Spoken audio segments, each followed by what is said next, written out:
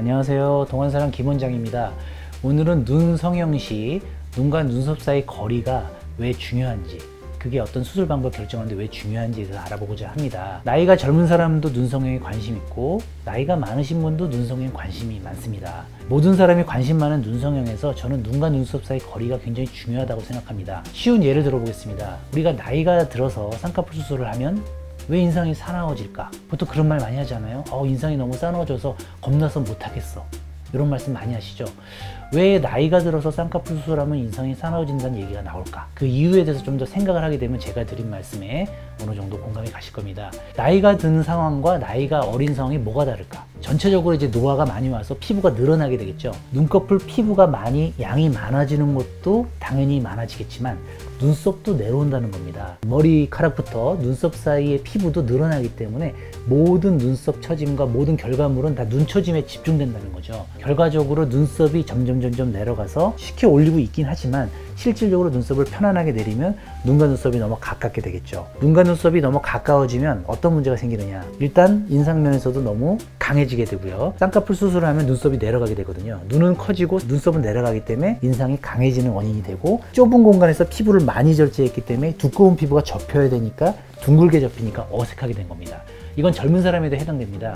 젊은 사람이 여기 눈썹뼈가 튀어나오고 눈과 눈썹이 가까운 사람이 피부가 두툼하다, 이런 사람은 굉장히 많이 처지고 많이 두꺼운 사람이기 때문에 제가 보기에 이런 사람은 비절개 방식보다는 절개 방식의 쌍꺼풀을 해야 되거든요. 그러니까 나이가 많을수록 절개법을 해야 되는 이유가 단순하게 피부가 처져서가 아니라 눈썹 재높이로 했을 때 눈썹이 상당히 밑에까지 내려오기 때문에 피부가 굉장히 많이 처지게 되거든요.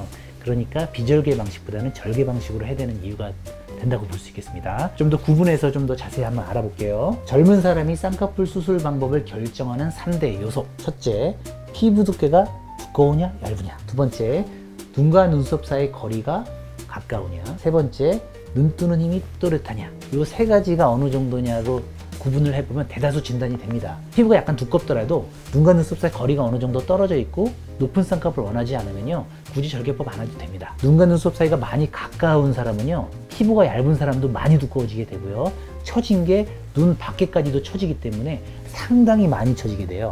쌍꺼풀이 없어서 처진 게 아니라 눈과 눈썹이 가까워서 처진 거는 훨씬 더 많이 처졌다고 볼 수 있거든요. 그런 분은 젊은 사람이라도 저는 절개법이 훨씬 더 좋은 결과를 낼 수 있다고 봅니다. 그 밖에 눈 뜨는 힘이 또렷한지 아닌지에 따라 이제 눈매 교정을 하느냐 마느냐 그렇게 감별이 되겠죠.